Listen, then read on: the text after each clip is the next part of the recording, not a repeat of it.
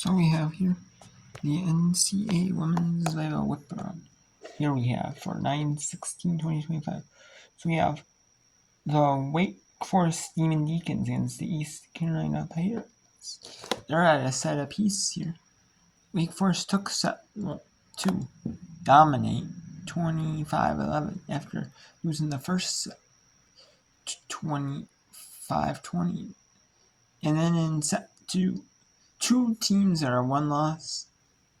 Appalachian State a 7-1 team of the Sun Belt. Goodman Major against number 25 North Carolina. 5-1.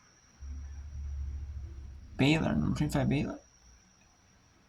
In Big 12 play, taking on the Central Florida Knights.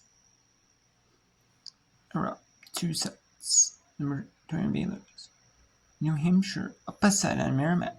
But take set 2. New Hampshire's. They're leading in the American East up 22-18. In North Carolina Central and UNCS, two teams from North Carolina struggling this season, 2-6 and 2-8. But it would be good momentum builders heading into conference plays soon. Conference plays, not this week. Some teams is like Big 12 it is. But they might play some conference games now and then. And they might have some non-conference contests like the Friday, Saturday, Sunday. Like as you can see right here. Like, if you see teams like UCF. UCF, do they play? Yeah. You see them in the Crimson Classic, so see? That's what teams are starting conference play now. But then the big conferences are, but then they might have non-conference contests mixed in. A lot of conferences will just do non-conference first, and then go into conference play. Completely.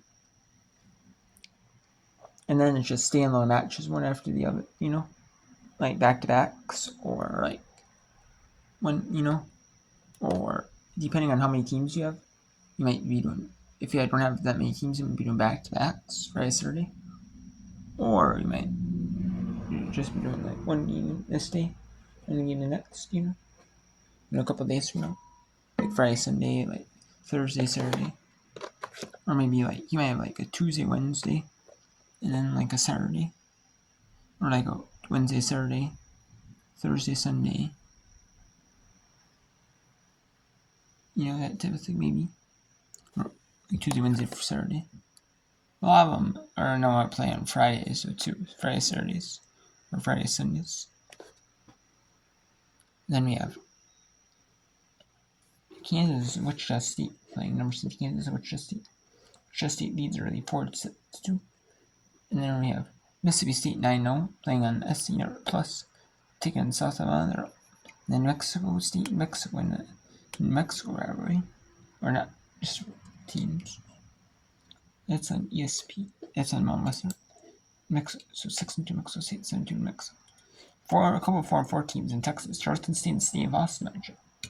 State of Austin leads 5-4. Summit League plays getting underway here. Yeah, Western Illinois in the Summit League. Western Illinois used to be in the Ohio Valley, I want to say. Or is it the Missouri Valley? They were, both 1-8 in Summit League. They are to start this Summit season. So kind of still struggling, but then you have Western Kentucky 11-8 over Vanderbilt in the first set. So let's take you to set number 3. Actually, we'll take you to set number 3 of UCF hosting number 29 Baylor in a Big 12. It's not the Big 12 no more. No more though. There's more than 12 teams in the Big 12. It's kind of misleading. Like the Big 10 is the Big 10.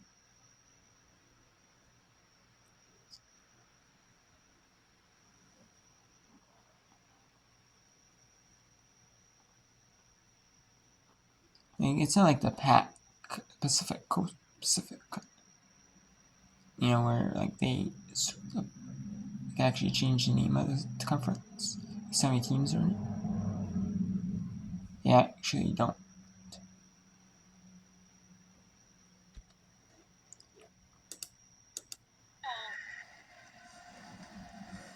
Those are those tough ones for Baylor. Heck of a pancake by Harley Craig, keeping it alive for her team.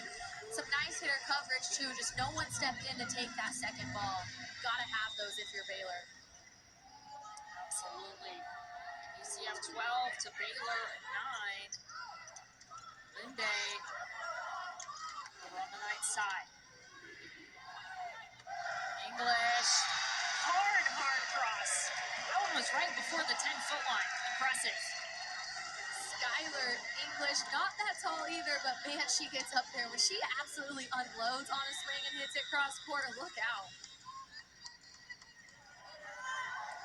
Haley with the serve. Rockman-Check and a veto from Thompson and English. Skylar English getting involved defensively up front, too. Heck of a block set up by her. Diving her hands into the seam. That's what those veteran players do. And, I mean, she's definitely one of those veteran players for UCF.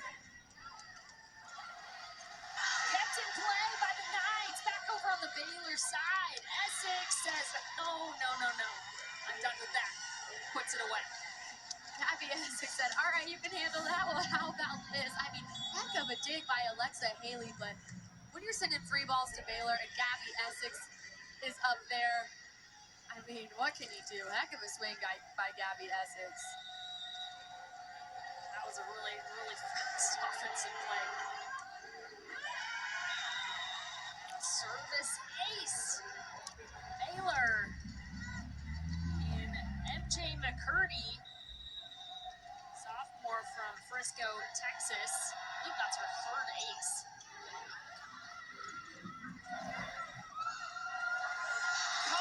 Sasha Cohen to the corner, exercising her high volleyball IQ and situational awareness there.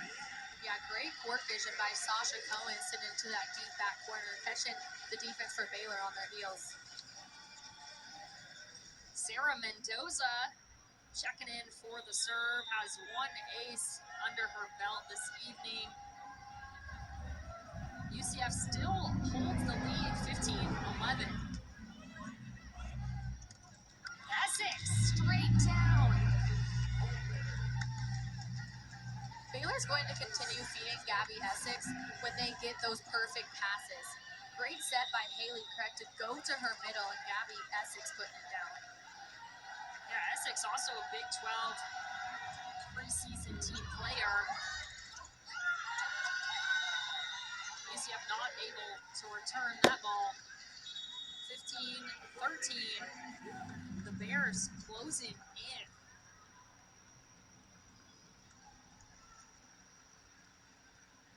But the name of this third set is Skylar English. Let's go to the second. Let's go to the third set here. In Greenville, North Carolina. Or Winston-Salem, North Carolina. It's Greenville, North Carolina in this set. 12-8. Make it 12-9. Third set.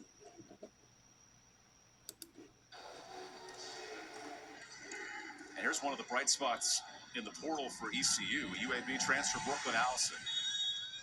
Adler said she's covering everything. Yeah. Pretty simple, but pretty effective quote. Yeah, her and Ellie Pate grew up playing travel volleyball together, so an easy recruiting get, bringing a teammate back together. Allison got a knee on that one, but here's a point for Wake Forest. 3 interconference transfers for ECU. That's very rare in this day in volleyball. It is. But great gets nonetheless. That's why ECU's picked 4th in the American poll. USF reigning champs, the favorites, with Maria Clara Andrade and her contingent. The American, in fact, had 5 different conference champs in 5 seasons, including Wichita State last year. There's a hitting error for ECU. Yeah, this conference is for East Carolina. It can be anyone's conference, if you will. A challenge here for Adler Augustine. And not only the 5 different conference champs, the 1 seed has been taken down or dethroned the last 2 years in the new look AAC tournament. It's been interesting every year to watch the conference tournament and see how it all plays out. On the court, no touch at the net. ECU questioning if Shauna Williams got a fingertip on it. Let's take this look.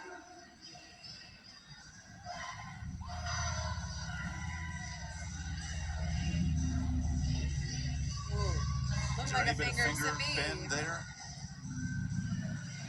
That's usually a telltale sign. Yeah, for real. Here's the ruling. There is a touch.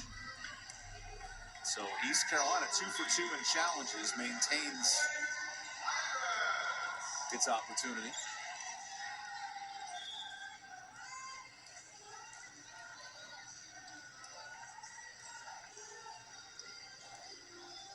Keep in mind in that 5th set, too, each team will get a bonus challenge if they need one, right? If you have 2, you don't get the 3rd. So Becca Bellows jump sets Crawford. Now the Pirates out of system. And Huff almost cleans it up. Pate just behind her. Whitekittle. Point East Carolina.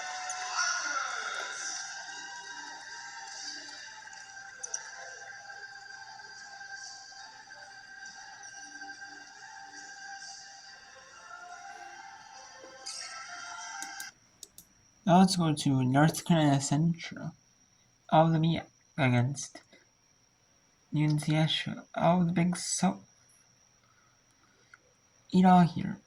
And all these smaller schools, even all these smaller schools, some of these big STEM schools, some of these bigger schools, or not all big, some smaller schools too, they do have their own volleyball court.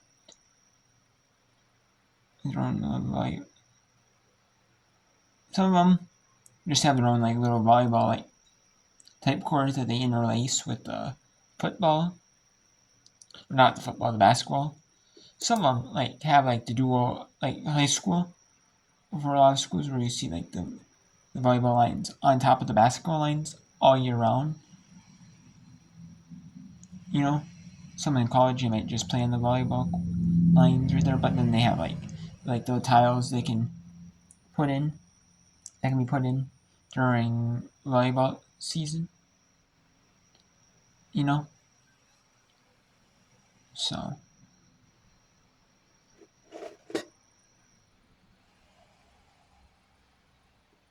some just play. Some do. A lot of schools do play in the basketball court though, because it's cheaper for them to do it.